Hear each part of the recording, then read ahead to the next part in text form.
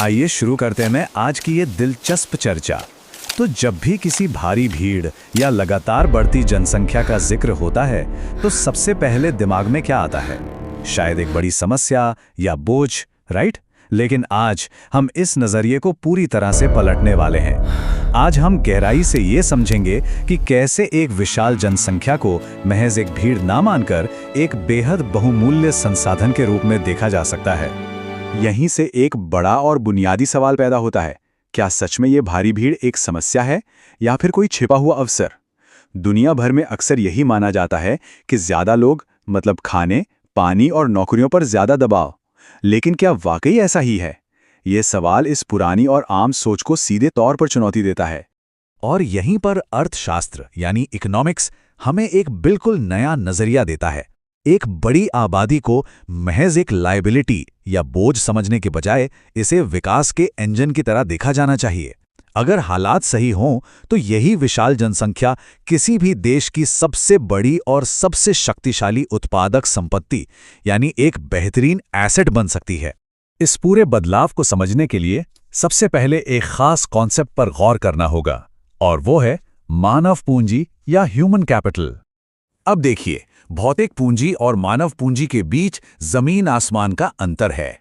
भौतिक पूंजी में वो चीजें आती हैं जिन्हें हम देख सकते हैं, जैसे कोई बड़ी मशीन, कारखाने या जमीन का टुकड़ा। लेकिन दूसरी तरफ मानव पूंजी किसी भी आबादी के भीतर मौजूद स्किल, ज्ञान और स्वास्थ्य का एक अनमोल खजाना है। असल में ये वो असली ताकत है जो इंसानों के दिमाग के भीतर बसती है। जरा इस बात पे गौर कीजिए, एक बेहद आधुनिक और महंगी मशीन भी तब तक बिल्कुल बेकार है जब तक उसे चलाने वाला कोई जानकार व्यक्ति ना हो। जमीन का एक विशाल टुकड़ा तब तक सिर्फ मिट्टी है जब तक कोई कुशल किसान उस पर मेहनत करके फसल ना उगाए। सच तो यह है कि जमीन और मशीनें अपने आप कोई काम नहीं कर सकती, केवल मानव संसाधन ही उन्हें उपयोगी बनाते हैं। तो फिर इस ताकतवर मानव पूंजी को बनाया कैसे जाए? इसका पहला और सबसे मजबूत स्तंभ है शिक्षा। आइए समझते हैं कि ये चेन रिएक्शन आखिर काम कैसे करता है। मान लीजिए सकल नाम का एक लड़का है और उसकी कहानी इस पूरे प्रोसेस को एकदम साफ कर देती है। जब वो स्कूल जाता है तो उसमें नए स्किल्स डेवलप होते हैं। उन स्किल्स के दम पर उसे एक अच्छी नौकरी मिलती है और आगे चलकर अपनी उसी आमदनी से वो पूरे देश की नेशनल इनकम यानी राष्ट्रीय आय को बढ़ाने में अपना सीधा योगदान देता है। ये ग्रोथ का एक बड़ा ही शानदार और सीधा रास्ता है। और हाँ, शिक्षा सिर्फ एक कागजी डिग्री लेने तक सीमित नहीं है। ये एक वर्चुअस साइकिल यानी एक शुभ चक्र की शुरुआत करती है। होता क्या है कि जब लोग पढ़ लिख जाते हैं तो वे अपने बच्चों की शिक्षा में और भी ज्यादा निवेश करते हैं। इस तरह एक शिक्षित पीढ़ी अपने आने वाली कई पीढ़ियों का भविष्य पूरी तरह से संवार देती है। लेकिन रुकिए, सिर्फ शिक्षा अकेली काफी नहीं है। यहाँ एंट्री होती है हमारे दूसरे सबसे अहम स्तंभ की, और वो है हेल्थ केयर यानी बेहतर स्वास्थ्य। क्योंकि सोचिए, किसी के पास दुनिया की बेहतरीन डिग्रीज हैं लेकिन वो लगातार बीमारियों से जूझ रहा है, तो वो किसी भी कंपनी के लिए एक बड़ा बोझ बन जाएगा, है ना? इसके बिल्कुल उलट अच्छी सेहत इंसान को उसकी पूरी क्षमता का इस्तेमाल करने की ताकत देती है। एक स्वस्थ इंसान ही सच्चे मायनों में एक प्रोडक्टिव एसेट यानी एक कुशल संपत्ति बन पाता है। तो इसका सीधा सा मतलब ये निकलता है कि हेल्थ फैसिलिटीज में सही निवेश होना कितना जरूरी है। डिस्पेंसरीज बनाना, मॉडर्न अस्पताल खोलना, बच्चों का सही वक्त पर वैक्सीनेशन करवाना और उन्हें सही पोषण देना। जब कोई भी देश इन चीजों में पैसा लगाता है तो वो दरअसल अपने भविष्य की उत्पादकता और बुनियाद को मजबूत कर रहा होता है। शिक्षा और स्वास्थ्य पर फोकस करने के बाद आइए अब उन 3 मुख्य क्षेत्रों की तरफ चलते हैं जहां ये तैयार मानव पूंजी असल में अपना कमाल दिखाती है और अर्थव्यवस्था को चलाती है। ये 3 अलग-अलग सेक्टर्स हैं, प्राइमरी, सेकेंडरी और टर्शियरी। प्राइमरी सेक्टर में खेतीबाड़ी, वानिकी और माइनिंग आते हैं। सेकेंडरी सेक्टर जुड़ा है मैन्युफैक्चरिंग और कंस्ट्रक्शन से। और आखिर में टर्शियरी सेक्टर, जिसमें व्यापार, ट्रांसपोर्ट, बैंकिंग और शिक्षा जैसी सेवाएं शामिल हैं।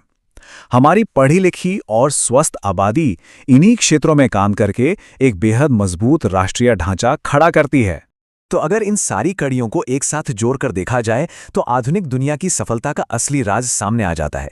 एक विशाल आबादी को महज एक दायित्व से निकालकर एक शक्तिशाली संपत्ति में बदल देना। और इस पूरे प्रोसेस को नापने का जो सबसे जरूरी पैमाना है वो है जनसंख्या की गुणवत्ता या क्वालिटी ऑफ पॉपुलेशन। किसी देश के लोगों की साक्षरता दर क्या है और उनका स्वास्थ्य कैसा है, यही आखिर में तय करता है कि उस देश की ग्रोथ रेट क्या होगी।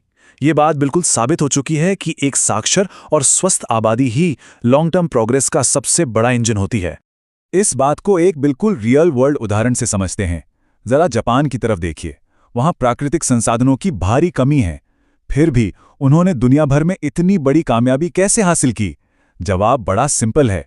उन्होंने अपनी जनता में, अपने लोगों में और अपनी मानव पूंजी में बेहिसाब निवेश किया है।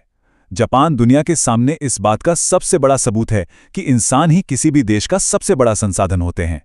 इस पूरी चर्चा से जो सबसे बड़ा टेकअवे मिलता है वो यही है कि लोग कभी भी देश पर बोझ नहीं होते। वे एक बेहद मूल्यवान संसाधन है जिन्हें अच्छी शिक्षा और बेहतर स्वास्थ्य के जरिए निखारा जा सकता है। सीधी सी बात है, जब इंसानों की गुणवत्ता बढ़ती है तो पूरा समाज आगे बढ़ता है।